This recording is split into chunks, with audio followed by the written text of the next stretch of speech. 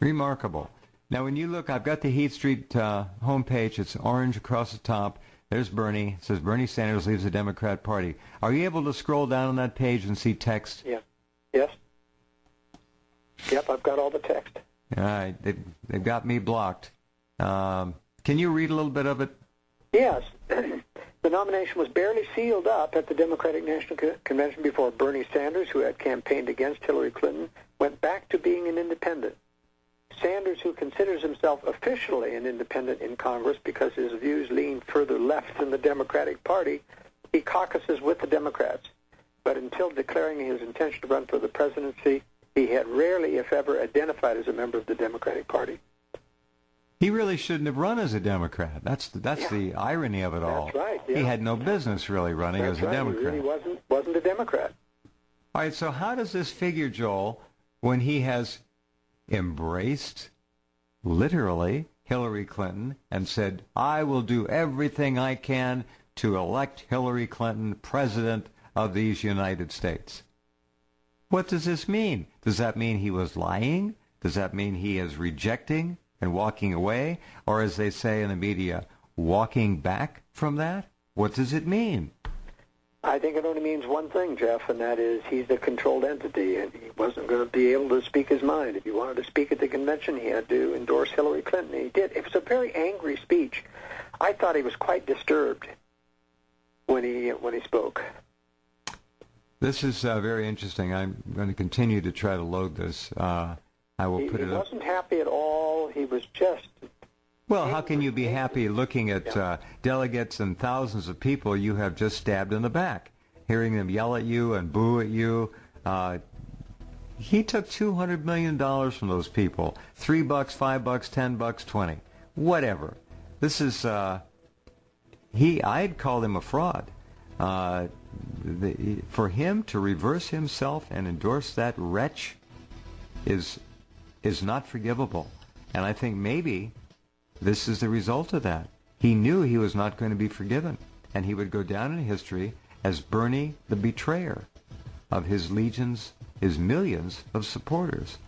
Hold on just a minute. We'll come right back with Joel, and I want to draw your attention to something else that is extremely important. Stand by. We're going to talk about Hillary Clinton's health now. There have been rumors about her health for the last couple of years, having to do with some sort of cerebral, neurological, or brain issues. There have been speculative remarks and stories on the internet fairly often about them. There was the one period of time when she had to wear very dark glasses for a while, and then actual very strong, apparently corrective or stabilizing glasses for reading. She didn't hide them. They were right there, big horn-rimmed glasses. Now, if you go to the top of my homepage, look at the first big splash art political picture and the story with it. And I want you to load that. And I want you to look. It's a WorldNet Daily story. I want you to look at the video. Hillary Clinton, as you know, was described by FBI Director James Comey as being extremely careless. Right? Think of some of the other things that Hillary Clinton has done. Her reaction to the brutal, hideous murder of Muammar Gaddafi that she essentially ordered. That's not the behavior of a normal human being. Look at some of her facial expressions. She doesn't speak well in a spatial sense often. She is a pro at rolling out recorded messages and pat answers. Think of what Comey said, though. Extremely careless. And then remember what Huma Abedin said. That story is also on the homepage. You can see that and read it. And it wasn't in the American media. No surprise there. There's no way that story is going to be pushed here at all. And all you have to do, again, is just go to the top of the homepage and scroll down just a little bit till you find the first big picture. It's a freeze frame from the video. Take a look at that. It's a WorldNet Daily video. And I think you will be quite surprised. It, again, was kept out of the mainstream media here. Have you seen it yet, Joel? Yes, I've seen both of those. All right. There are two different angles to the event, the episode. Now, I've studied this over and over again. It is said that she may have had a seizure. It may have been a TIA. It's called a mini stroke. It may be demonic possession if you want to go out on that limb, which I don't, but some people are saying that. Something of a neurological nature happened to that woman. If you watch carefully and listen to her voice, she was being asked by a reporter, how does it feel to have President Barack Obama endorse you? That was the question. This is the biggest political endorsement of her professional life. She's going to be absolutely on cue, to be professional or wise, to try to say something respectful, to appreciate, to express gratitude.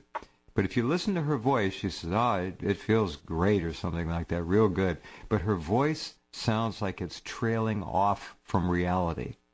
She's not focused. And I said, that woman is in trouble. She turned back away from the reporter who had asked the question about how do you feel regarding Obama's pending endorsement of you. She looked at a group of several women off to her right, and then the episode hit. She said a sentence, and her head began jerking around like a chicken, pecking at the ground, although she's standing up.